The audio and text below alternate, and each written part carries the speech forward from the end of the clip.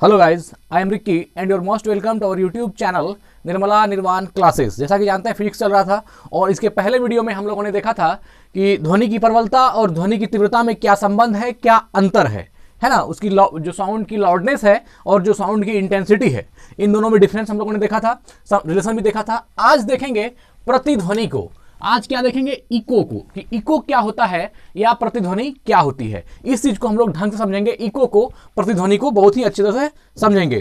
तो देखिए, जब ध्वनि तरंग किसी टावर से है या पहाड़ से, जब ध्वनि तरंग किसी टावर या किसी पहाड़ से टकराकर वापस आती है तो इस घटना को क्या बोलते हैं हम लोग? ध्वनि। इस घटना को हम लोग इको बोलते हैं। या किसी पहाड़ से टकराकर वापस आती है तो इस घटना को क्या बोलते हैं? इको बोलते हैं। इसको हम लोग क्या बोलते हैं? प्रतिध्वनि बोलते हैं, है ना।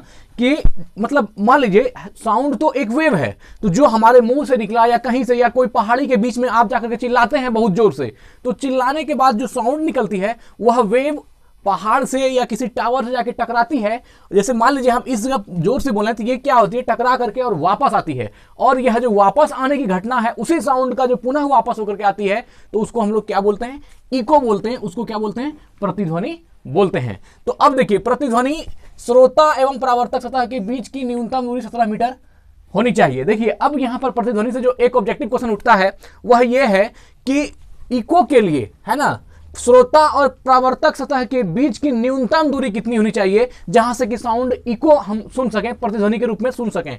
तो यह दूरी जो है 17 मीटर, न्यूनतम दूरी कितनी है? 17 मीटर है, 17 मीटर है। और यह इसको 16.6 मीटर लिया जाता है और इसको आप लोग अप्रोक्स जो है 17 मीटर लेते हैं। तो श्रोता एवं परावर्तक सतह के बीच की न्यूनतम दूरी 17 मीटर होनी चाहिए। किसके लिए? प्रतिध्वनि के लिए, इको के लिए। कितनी?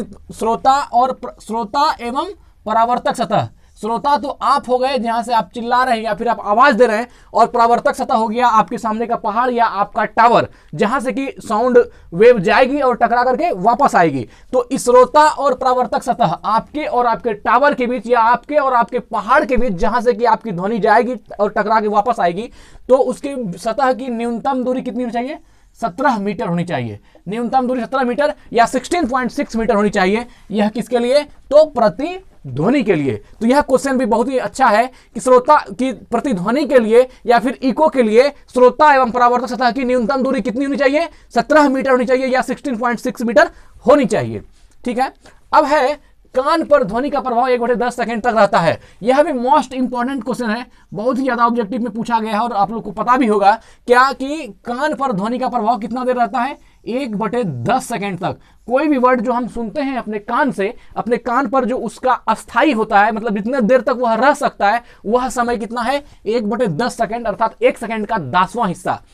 हम जो बोल रहे हैं या फिर आप जो सुन रहे हैं, तो वह एक एक वर्ड जो कान में रह रहा है वो कितने देर तक रह रहा है? 1/10 सेकंड तक, है ना। तो वह 1 सेकंड का 10वां हिस्सा भर ही वह कान में रहता है। तो क्या हुआ कि कान पर ध्वनि का जो इफेक्ट पड़ता है, ध्वनि का प्रभाव, वह 1/10 सेकंड तक रहता है। और इसके बाद क्या होती है? वो इफेक्ट खत्म हो जाती है। फिर दूसरा जो कोई भी वर्ड का या कोई भी चीज की जो आवाज होती है वह कान में ठहराव उसकी कितनी होती है? 1/10 सेकंड तक। कितनी देर तक? 1/10 सेकंड तक उसका इफेक्ट कान पर होता है। ध्वनि अपवर्तन के कारण दिन की अपेक्षा रात में अधिक दूर तक सुनाई पड़ती है। एक बात आपने देखा होगा कि अगर आप जहां पर रह रहे हैं, जहां आपका निवास स्थल है, उससे कुछ दूर पर अगर रेलवे प्लेटफॉर्म होगी या रेलवे स्टेशन होगा, तो आप रात को 10 से 11 बजे आप देखेंगे, 12-1 बजे के बाद जब भी शांत माहौल होता है, आप ये चीज पाएंगे कि दिन में तो ट्रेन की आवाज आपके स्थान तक नहीं, निवास स्थान तक नहीं आती हो, लेकिन रात में आ जाती है। ट्रेन की घटना इसलिए हमने कहा क्योंकि मैक्सिमम सिटीज में, मैक्सिमम जो है जगह पर ट्रेन की आवाज आ जाती है। दिन में नहीं आती है लेकिन रात में आती है। मैं भी तिलका मांझी भागलपुर में रहता हूं और जो स्टेशन में ट्रेन आती है, दिन में उसकी आवाज नहीं आती लेकिन रात में उसकी आवाज क्लियर आती है। और यह क्यों होता है? तो यह होता है अपवर्तन के कारण, है ना। ध्वनि अपवर्तन के कारण ही जो है दिन में आवाज नहीं आती है और रात में आवाज क्लियर आती है। तो आपको ये लगता है कि मतलब नजदीक ही है, क्योंकि साउंड जब क्लियर आती है। और दिन में क्या होता है, बहुत ये वातावरण बहुत जो है आपका साउंड बहुत तरह की प्रोड्यूस होती है, इसके कारण क्या होता है दिन में आवाज नहीं होती है। तो ये क्या है, ध्वनि की अपवर्तन के कारण हो रहा है ना, ध्वनि के अपवर्तन के कारण दिन की अपेक्षा रात में अधिक दूरी तक सुनाई पड़ती है। यह भी एक ऑब्जेक्टिव क्वेश्चन बहुत ही अच्छा है कि दिन की अपेक्षा रात में सुनाई बहुत दूर की आवाज सुनाई पड़ जाती है, क्यों? वह किस लिए है? तो वह ध्वनि के अपवर्तन के कारण होती है। दिन में ध्वनि के अपवर्तन की घटना नहीं होती और रात में ध्वनि के अपवर्तन की घटना होती है, इसलिए दिन की अपेक्षा रात में अधिक दूरी तक आवाज को सुना जा सकता है, अधिक दूरी की आवाज को भी अपने स्थान से सुना जा सकता है। तो यह था प्रतिध्वनि। और एक टॉपिक और भी इसमें हम साथ में लिए हैं जिसका नाम है रिजोनेंस, या जिसको अनुनाद कहते हैं। बहुत ही महत्वपूर्ण टॉपिक है। और रिजोनेंस या अनुनाद को समझने के लिए आप सबसे पहले एक बात को समझिए। जैसे मान लीजिए कि एक लोलक है, हम समझने जा रहे हैं कि रिजोनेंस क्या है या अनुनाद क्या है। एक लोलक है और वह जो है एक एसएचएम में सिंपल हार्मोनिक मोशन में गति कर रहा है, अपने जगह पर वह जो है एक आयाम के साथ गति कर रहा है। इसमें क्या होता है कि जो उसकी एक मान लीजिए उसकी स्वाभाविक आवृत्ति होती है और जो हम बल लगाते हैं उसकी आवृत्ति होती है। तो लगाए गए बाह्य बल की आवृत्ति और स्वाभाविक आवृत्ति, ज्यों-ज्यों यह बल बढ़ता है तो इसकी स्वाभाविक आवृत्ति बढ़ती है। और एक समय ऐसा होता है कि जब लगाए गए बल की आवृत्ति बढ़ा दी जाती है तो इसकी स्वाभाविक आवृत्ति बढ़ जाती है और लोलक का आयाम जो है बढ़ जाता है। और लोलक के आयाम के बढ़ने की इस घटना को अनुनाद कहते हैं। अभी बेहतरीन से समझेंगे हम लोग, पहले देख लेते हैं क्या है। हाँ, क्या है कि जब किसी वस्तु के कंपनों की स्वाभाविक आवृत्ति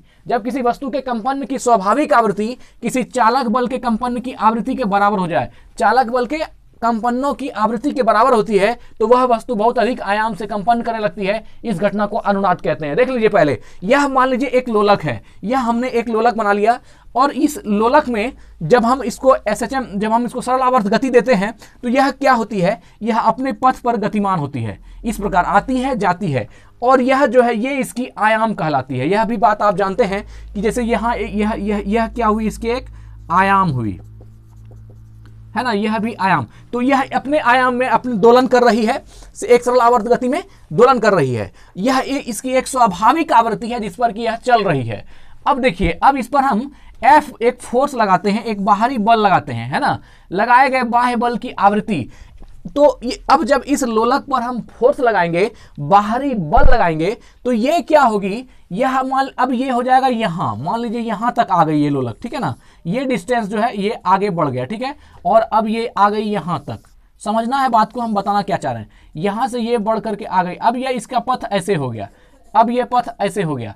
तो यहाँ पर आप देख पा रहे हैं कि यह जो आयाम था, अब आयाम ये हो गया, तो आयाम क्या हो गया, बड़ा हो गया, है ना, आयाम बढ़ गया। तो अब यह जो आयाम के बढ़ने की घटना है, अर्थात स्वाभाविक आवृत्ति से और लगाए गए बाह्य बल की आवृत्ति, स्वाभाविक आवृत्ति और लगाए गए बल की आवृत्ति, इस दोनों को ध्यान दीजिएगा कि जब लगाए गए बल की आवृत्ति बढ़ेगी तो इसकी स्वाभाविक आवृत्ति भी क्या होगी, इसकी जो स्वाभाविक आवृत्ति थी उससे वो बढ़ जाएगी। और यही ना, यहां से बढ़ करके यहां आ गई, तो ये, और यहां से बढ़ करके यहां आ गई, तो क्या हो गया, इसका आयाम बढ़ गया। और ये आयाम बढ़ने की जो घटना है, इसी को हम लोग क्या बोलते हैं, अनुनाद बोलते हैं, इसी को हम लोग रिजोनेंस बोलते हैं, है ना। बड़े आयाम में गति करने लगती है और यह स्थिति क्या कहलाती है, अनुनाद कहलाती है। यह जो छोटा आयाम था, इतना सा का, यहां से लेकर के यहां तक का, ये अब क्या हो गया, यहां से लेकर यहां तक हो गया, और ये आयाम क्या हो गया, एक बड़ा आयाम हो गया, यहां से भी एक बड़ा आयाम हुआ। तो अब प्रश्न यह है कि ये बड़ा आयाम क्यों हुआ, क्योंकि इसमें लगाए गए बाह्य बल की आवृत्ति बढ़ गई और जो इसकी स्वाभाविक आवृत्ति थी वह भी, उसमें भी क्या हो गया, इजाफा हो गया। तो बल, अगर बाह्य बल की आवृत्ति बढ़ाएंगे तो स्वाभाविक आवृत्ति क्या हो जाएगी, बढ़ जाएगी। और ये स्वाभाविक आवृत्ति का बढ़ना ही इसके आयाम का बढ़ना है, और ये आयाम का बढ़ने की घटना को ही हम लोग रिजोनेंस या फिर अनुनाद कहते हैं। बात स्पष्ट है कि किसी भी सरल लोलक को जब आवर्त गति में देते हैं तो फिर उसमें जो बाह्य बल की जो आवृत्ति होती है, यही कंडीशन जो है कंपन के साथ साउंड में, तो कंपनों की स्वाभाविक आवृत्ति, कंपन की स्वाभाविक आवृत्ति किसी चालक बल के कंपनों की आवृत्ति के बराबर होती है। यह जो स्वाभाविक आवृत्ति है ना, यह स्वाभाविक आवृत्ति किसके बराबर होती है, लगाए गए बाह्य बल की आवृत्ति के बराबर होती है। कंपनों की स्वाभाविक आवृत्ति किसी चालक बल के कंपनों की आवृत्ति के बराबर होती है तो वह वस्तु बहुत अधिक आयाम से कंपन करने लगती है। यह क्या हो गई, बहुत अधिक आयाम से कंपन करने लगती है। और इस घटना को क्या बोलते हैं, इस घटना को हम लोग अनुनाद कहते हैं। इस घटना को क्या कहते हैं, अनुनाद कहते हैं। तो देखिए अब स्वाभाविक आवृत्ति और लगाए गए बाह्य बल की आवृत्ति, यह दोनों चीज स्वाभाविक आवृत्ति और किसी चालक बल के द्वारा कंपनों की आवृत्ति बराबर होती है। यह जितना बढ़ेगा उतना ही यह बढ़ेगा, और यह जो बढ़ने की क्रिया है यह स्वाभाविक आवृत्ति से ज्यादा बढ़ जाएगा और जो है उसकी आयाम क्या हो जाएगी, बड़ी हो जाएगी। और ये आयाम के बड़ी होने की घटना को क्या बोलते हैं, अनुनाद कहते हैं। तो मित्र ठीक है, आज हम लोग इको को देख लिए, प्रतिध्वनि को देख लिए, और हम लोगों ने रिजोनेंस को भी समझने का प्रयास किया। हमें उम्मीद है कि आपको समझ में आई ही होगी बात। और इसके बाद जो है अगली वीडियो हम लोग अगले दिन पोस्ट करेंगे। और अभी साउंड में एक दो वीडियो है, डॉपलर इफेक्ट वगैरह से है, उन चीज़ों को डॉपलर इफेक्ट सबको देखेंगे हम लोग एक कोर्स से, और बहुत ही बेहतरीन ढंग से देखेंगे। तो ठीक है, फिर स्वस्थ रहें, अपना ख्याल रखें, बड़े बुजुर्गों की सेवा करें। धन्यवाद।